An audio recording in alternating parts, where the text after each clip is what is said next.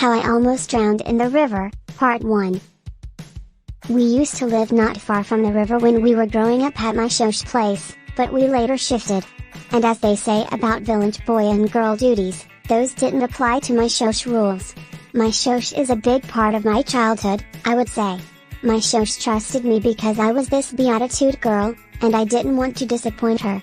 And she could usually instruct me to look after the cows and take them to drink water. She was certain they wouldn't go to other people's gardens. But I would say I feared her. She wasn't a joke, but I love her a lot because, as I would say, I have maintained the good morals and manners she instilled in me. So, one day, I was instructed to take cows to the river as usual, but there was this stubborn, blind cow. It was also the rainy season, so the river had a lot of extra water. This blind cow entered the river, and the water started seriously pushing it away. I tried shouting at it and crying so loudly at the same time. I was so afraid of what I would say to my grandmother if I didn't go back home with that cow. And as we all know, cows were the biggest source of income on a homestead.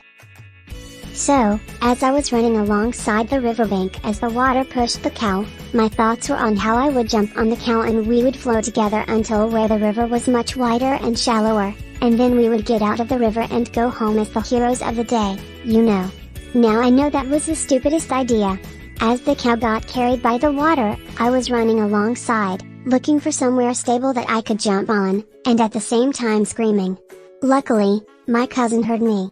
Let me tell you a little bit about my cousin. My cousin is the best swimmer that I have ever seen.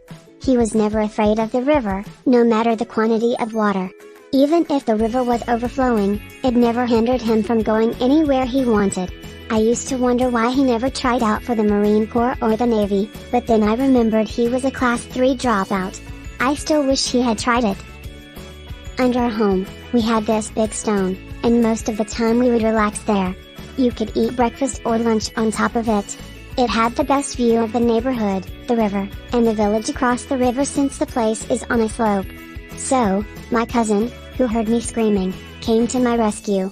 Thank God he came on time, and as the best swimmer he was, it wasn't a big deal for him. But when he saw me, he knew exactly what I wanted to do and told Shosh what happened.